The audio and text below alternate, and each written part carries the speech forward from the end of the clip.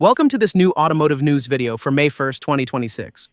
By the way, happy May 1st to everyone. Happy Labor Day, as we say. Today we're going to talk about the price of new cars, which may increase again with the arrival of a new European standard. We'll also talk about Porsche ending one of its models, even though it's one of their best sellers. We'll discuss the newly released April 2026 French car market figures from the Ministry of the Interior. There's been a big rise in electric cars, even though the overall market remains sluggish. We'll also discuss Omoda, a Chinese brand recently introduced in Europe, which has launched an impressive new plug-in hybrid vehicle with a 1,500-kilometer range. And about Ziker, another Chinese brand that's revealing two hybrid SUVs that will arrive on the European market in a few weeks. I hope these topics for the May 1st video will interest you. If that's the case, I'm counting on you to show it by leaving a like, subscribing, and boosting this video. And as usual, by leaving a comment where you share your opinion about today's news. We're going to start this video by talking a little bit about the price of new cars, which is likely to increase significantly again. In the coming months, with the arrival of a new European safety standard, the latest update to the GSR2 standards. The GSR2 standards are standards that absolutely all vehicles sold on the European market must comply with. With GSR2, all cars had to offer, for example, driver assistance features like automatic emergency braking, which is responsible for the infamous phantom braking incidents we talked about in a video a few months ago, which sometimes caused very serious accidents, but also lane keeping assistance, speed limit recognition systems, in short, a whole bunch of new devices that rely on new technologies, sensors, and cameras. A whole bunch of features that cars didn't have until now, which are very expensive and end up affecting the final price of cars. For example, the first part of this GSR2 regulation came into effect in 2022, and we saw, for example, in France in 2022, an increase in the average price of new cars by 10%, going from around 30,000 euros to a little over 33,000. And the second part of the GSR2 regulations came in 2024, where we saw an average increase of about 1,500 euros in the price of new cars, reaching 36,000 euros. The third part of this GSR2 regulation, called GSR2C, will be mandatory starting from July 2026. In a few months, all cars that will be sold after this date will have to be equipped with new safety devices, which, as we will see in a moment, will lead to further increases in the cost of new cars, and therefore also increases in their prices at dealerships. Here are some things that will be mandatory starting July 2026. The rear lights of cars, the brake lights, will have to be able to flash during sudden braking, a bit like on F1 cars or race cars, whose rear lights flash when there is heavy braking.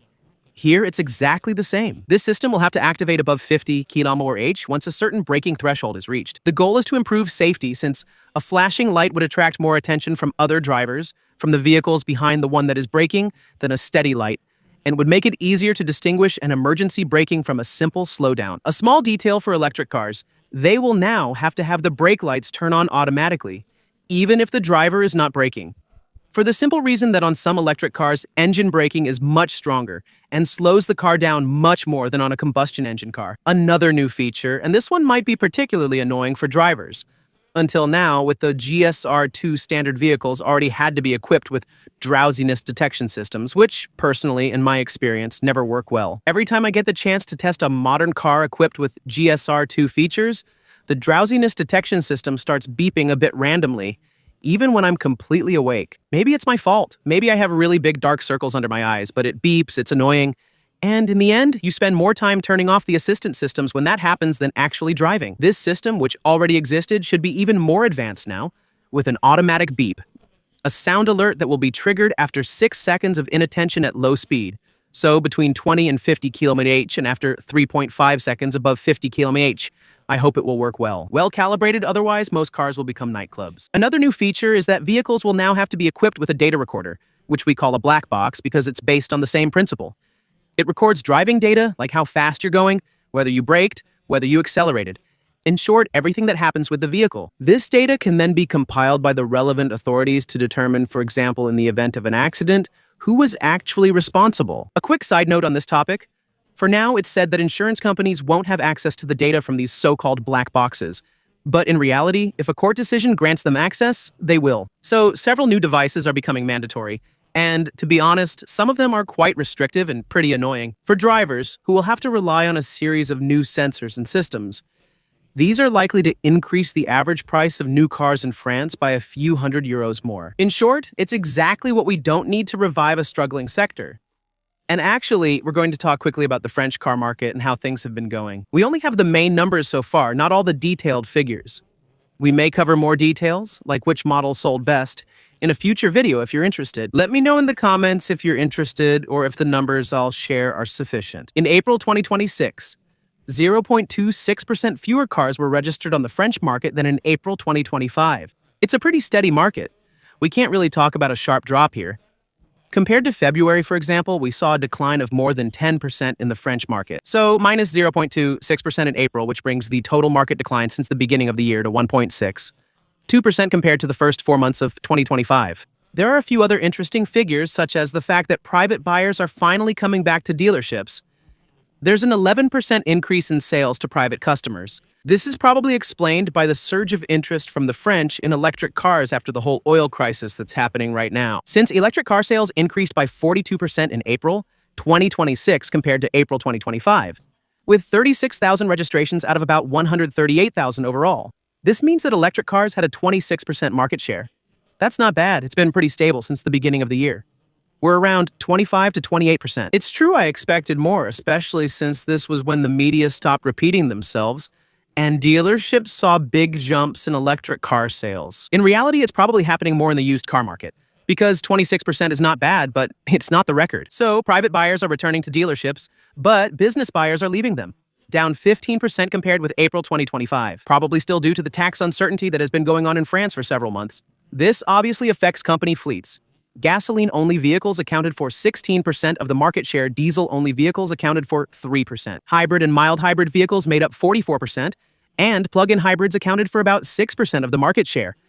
By the way, since we're talking about plug-in hybrids, Omoda has been available in Europe for a few months now. Just announced the Tiggo X, an exceptional plug-in hybrid SUV, almost 6 meters long, 6 seats inside with 3 rows of seats, including a second row that stands out with individual business class-style seats, separated by a fairly wide central space, making it easier to move around inside. Kind of like on a bus, actually. An SUV that aims to be premium with the materials used in the cabin. Real leather, real wood, metal inserts with real aluminum. And as for the engine, even if it's not high-end, because all the mechanics are based on a 2-liter 4-cylinder engine, which isn't particularly impressive. It also relies on a large electrical system, which should allow it about 150-kilometer range in 100% electric mode and about 1,500 kilometer of total range between the electric and the combustion engine parts, with a total stated power of 480 horsepower. Now, what we don't know is exactly when it will arrive in Europe, nor what the prices will be in Europe. But you should expect to pay a hefty sum, just like when buying the new Ziker 8X. In fact, Ziker has unveiled 2 SUVs that are coming to the European market. On one side, the 8X, which is a long SUV. Here too, it's 5.10 meters long, which wants to compete with the BMW X3. And on the other side, the 9X, which is even bigger. 5.24 meters long, which is more of a competitor to the BMW X5. Both offer pretty much the same equipment, about the same atmosphere and the same interiors. Something quite interesting on the engine side, though. Here too, Ziker is using plug-in hybrid powertrains based on 2-liter 4-cylinder gasoline engines, which will rely on 2 large batteries, one with 55 kilowatt for the 8X and one with 70 for the 9X. These batteries are bigger than the batteries in some fully electric cars. The 8X will develop 900 horsepower and will be capable of 328 kilometer in fully electric mode, and a total range of 1,200 kilometer. The 9X can reach 1,400 horsepower. That's just crazy. With a total range of 1,049 kilometers and 300 kilometers in fully electric mode. We don't know the price of the 9X, but the price of the 8X for the European market should be around 100,000 euros. And honestly, it's very difficult to compare it with European brands, because overall, there isn't any European brand that offers a similar vehicle. Of course, there are European brands that make even more powerful cars, and even more luxurious ones. But here we have vehicles that have a rather unique positioning, somewhere between premium and luxury, which is a segment that doesn't really exist anymore among European brands. And since we're talking about European brands, let's finish with Porsche. They've chosen to discontinue one of their best sellers, which was still doing well and even sold more in 2026 than 2025. I'm talking about the Macan. In the first quarter of 2026, Porsche sold 10,000 of them. Compared to 9,000 during the same period in 2025, it's one of the best-selling models in the lineup. The only one that does better, in the end, is the Cayenne. So why is Porsche ending it? We don't really know. It's probably simply because the Macan has reached the end of its cycle, and it needs to make a little room and leave a bit of a gap before the arrival of the next generation, or rather, its replacement, which will come with a combustion engine version in 2028. It's probably also due to the fact that we know Porsche is having supply difficulties at the moment because of the closure of the Strait of Hormuz. This affects the production of some of its models, including the combustion engine Macan. So it's a combination of commercial, industrial, and logistical factors that are leading to the end of this Macan. Its production will stop in mid-2026. Still, Porsche has a goal in mind. They'll manage stock based on the parts available so they can still sell a few until maybe mid-2027. That's it for today's news, for this May 1st, 2026. I hope you found the video interesting. If you did, as usual, I'm counting on you to show it by leaving a like, subscribing, and becoming a supporter. Check out the join button below this video. See you tomorrow for the first weekend video. Bye.